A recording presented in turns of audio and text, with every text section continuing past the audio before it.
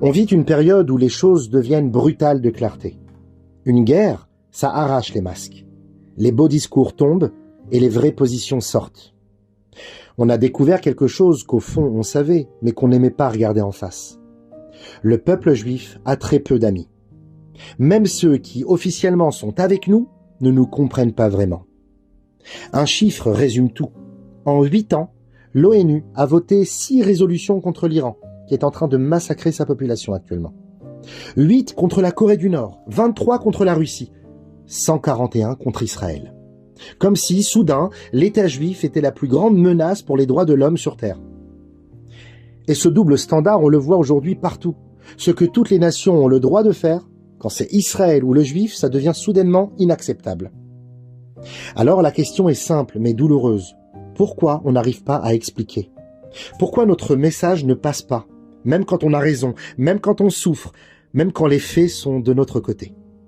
La Torah répond à cela. Parce que notre mission n'est pas d'apporter un message normal. On n'est pas venu juste parler de survie ou de politique. On est venu parler de Dieu, de sens, de la présence divine cachée dans l'histoire. C'est un message plus haut que les oreilles du monde. Et c'est exactement ce que représente Moshe Rabbeinu. Imagine la scène. Am Israël est brisé, écrasé, épuisé. Dieu envoie enfin un libérateur, Moshe Rabbeinu. On s'attend à un leader charismatique, une voix qui fait trembler les murs, un orateur qui électrise les foules. Et Moshe arrive et il bégaye. Il cherche ses mots. Il n'est pas très à l'aise. Il dit lui-même « Je suis lourd de bouche et lourd de langue ». Les commentateurs expliquent chacun à leur manière. Pour Rashi, il y a une vraie difficulté physique, un handicap, issu de l'épisode de l'enfant Moshe qui se brûle la langue avec une braise dans le palais de Pharaon. Pour d'autres, Moshe ne maîtrise plus vraiment l'égyptien après avoir passé 40 ans d'exil à Midian. Pour le Sforno, Moshe n'est pas un diplomate, il ne sait pas faire de flatterie, pas de phrases vides, pas de storytelling politique. Il est trop droit pour manipuler par des mots. Dans tous les cas, une chose est claire, si on cherche un communicant, Moshe n'est peut-être pas le bon CV. Et pourtant, Dieu insiste.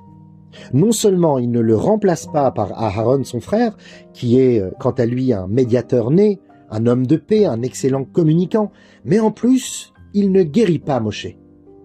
Au lieu de cela, il dit « Toi, tu diras tout ce que je t'ordonne, et Aaron, ton frère, parlera à Pharaon. » Moshe parle une fois en hébreu, difficilement, exactement comme il l'a entendu de Dieu, et Aaron, son frère, traduit en égyptien de manière fluide, diplomatique, compréhensible.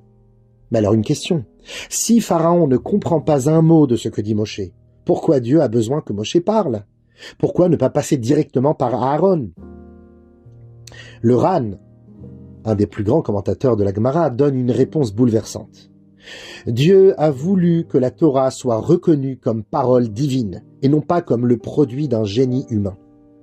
Si Moshe avait été un grand orateur, on aurait toujours pu se dire « La Torah, oui, c'est puissant, mais c'est son talent à lui ».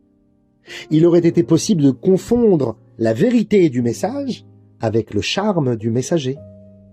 Alors Dieu a voulu exactement l'inverse.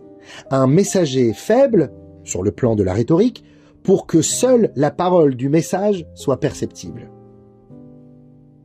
La faiblesse du messager devient finalement la preuve de la force du mandataire. En termes simples, Moshe n'est pas là pour qu'on dise « Oh, quel homme !» Il est plutôt là pour qu'on dise « Oh, quel Dieu !» Et ça change tout dans la manière dont on voit le judaïsme, nos rabbins, nos dirigeants. Le vrai tzaddik, ce n'est pas forcément celui qui remplit les stades, qui fait pleurer les foules, qui passe bien à la télé. Non, c'est celui qu'on oublie presque, parce que derrière lui, on sent surtout la présence d'Hachem. Les chassidim donnent une image. Quand le roi enlève sa couronne le soir, il ne la pose pas sur la tête du vice-roi. Il la suspend à un petit clou dans le mur. Ce clou, personne ne le regarde, personne ne le photographie, mais c'est lui qui porte la couronne. Moshe, c'est ce clou. C'est pour cela que dans la Haggadah de Pessah, le nom de Moshe est presque absent. On parle d'Abraham, de Lavan, de Pharaon, de tout le monde, mais pas de Moshe. Et c'est son plus grand compliment. Toute la lumière va vers Dieu et non pas vers lui. Le Targum Onkelos ajoute encore un niveau. Quand Moshe dit « Je suis lourd de bouche et lourd de langue », Onkelos traduit « Car mes paroles sont précieuses et mon langage est profond ». Le problème de Moshe, ce n'est pas seulement la langue, c'est le contenu. Il pense à un niveau que le monde ne connaît pas. Moshe vit dans un monde où Hachem est une évidence. Il regarde la réalité en se disant « Évidemment que tout est dirigé d'en haut. Évidemment que la vie est un service divin. » Pharaon, quant à lui, il vit dans un monde où il est lui-même Dieu. Chaque goutte du Nil lui appartient, chaque esclave est à son service. Comment peut-on traduire « Je viens de la part d'Hachem, maître de l'univers » dans la tête d'un homme qui ne sait même pas ce que c'est que de lever les yeux vers le ciel? On peut presque dire que Moshe bégaye parce que le message est trop haut pour passer par des mots simples. La connexion est trop puissante pour le câble. Et là se trouve la réponse à notre question de départ. Pourquoi le monde ne comprend pas le Ham Israël, le peuple juif? Eh bien parce que ce que le juif porte, ce n'est pas juste une histoire nationale, ce n'est pas juste une lutte politique, c'est un message qui vient d'un autre endroit. Alors qu'est-ce que Dieu fait? Il associe Moshe et Aaron. Moshe, c'est la vérité brute, la voix de Dieu telle qu'elle est, même si elle sonne étrange aux oreilles humaines.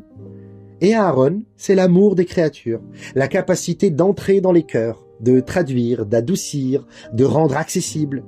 Mais attention, l'ordre est crucial. D'abord Moshe, ensuite Aaron. D'abord la vérité d'en haut, ensuite la traduction vers le bas.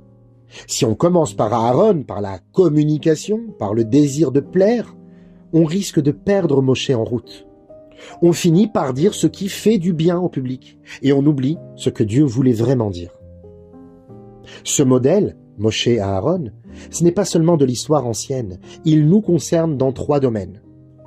Notre parole vers le monde non juif, notre parole vers les autres juifs, notre parole à nos propres enfants.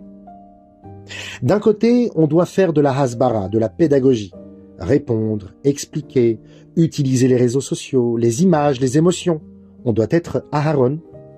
Mais si à l'intérieur on ne reste pas des Moshe, c'est-à-dire des gens qui parlent parce qu'Hachem veut qu'on parle, des gens qui portent un message qui les dépasse, alors tout s'effondre. Un exemple lumineux de ce savant mélange de vérité haute et de proximité, c'est le Rabbi Lubavitch. L'ancien grand rabbin de Grande-Bretagne, le Rav Jonathan Zaks, Zichrono Livracha, raconte que, jeune étudiant à Cambridge, il avait passé des années à écouter les plus grands professeurs athées du monde. Tout le discours était clair, il n'y a rien au-dessus, pas d'âme, pas de but, tout est hasard. Alors le Jonathan Zaks sort de là brillant intellectuellement, mais brisé intérieurement. On lui dit « Va voir des grands rabbins aux États-Unis ». Et il arrive au 770 chez le rabbi. Il se prépare à poser toutes ces grandes questions philosophiques. Et le rabbi lui renverse la table. Au lieu de répondre à ces questions, il lui en pose une. Combien y a-t-il d'étudiants juifs à Cambridge? Et toi, qu'est-ce que tu fais pour eux? Le Rav Zaks dira plus tard que ce tête-à-tête a tout changé. Le rabbi n'était pas en train d'étaler son savoir, il était en train de lui confier une mission. Ce n'était pas de la communication efficace, c'était de la vérité. Une autre histoire, après la guerre des 6 jours, le Rav Moshe Feller est invité à parler devant 200 jeunes dans un camp de Bnei Brit aux États-Unis. Il se dit, quelle occasion pour leur faire mettre les tefilines. Alors il installe un stand, fait mettre les tefilines le premier jour, ça marche très bien, il est tout heureux. Il téléphone au secrétariat du rabbi pour raconter, et là il entend une voix douce qui se glisse sur la ligne. Et demain, qu'est-ce que vous faites? C'était le rabbi lui-même. Le Rav Feller hésite, il dit qu'il a peur de trop pousser, de fatiguer les gens. Le rabbi répond, dans ce cas-là, ce genre de peur n'a pas lieu d'être. Et il lui donne 4 instructions. Recommencer officiellement le lendemain. Proposer aux jeunes d'acheter les tefilines à prix réduit. Faire participer les responsables du mouvement et inviter la presse, avec en plus un grand allumage public de Hanouka. Résultat, le lendemain, la scène est encore plus forte. Les jeunes achètent les tefilines, les médias juifs publient les photos, la lumière se répand. Qu'est-ce que le rabbi montre ici? 2 choses à la fois. Un message très haut, ce n'est pas un symbole, ce sont des tefilines, c'est une mitzvah concrète, c'est Dieu dans la vie. mais aussi une proximité incroyable avec les jeunes, avec l'Amérique, avec la presse. Moshe et Aaron ensemble. Et nous, concrètement. Chacun de nous est un petit Moshe dans sa famille, son cercle d'amis, sa communauté. Et chacun, parfois, ressent la phrase qui dit « Je ne sais pas parler, je ne suis pas à l'aise, je ne suis pas un orateur ». La paracha vient dire « Ce n'est pas grave. Ce n'est pas un défaut, c'est parfois une force. L'essentiel, ce n'est pas comment tu parles, c'est ce que tu portes. » Alors 3 choses. Ne renonce jamais à dire une parole de Torah ou une parole de Emouna parce que tu n'es pas brillant. Peut-être que ta simplicité fera passer plus de lumière que le plus beau discours. Deuxièmement, entoure cette parole de douceur, d'empathie, d'écoute. Sois aussi un peu Aaron. Et enfin, et surtout, n'oublie jamais que tu es le messager d'un message qui te dépasse. C'est Hachem qui parle un peu à travers toi. On vit une époque où les slogans, les vidéos, les narrations tournent en boucle, et pourtant les gens n'ont jamais été aussi perdus. Peut-être que ce dont le monde a besoin, ce n'est pas d'un nouveau génie de la com, mais de quelques moshés qui osent dire simplement « Il y a Dieu dans l'histoire, il y a un sens à la vie, il y a une Torah », même si ça sort un peu en bégayant.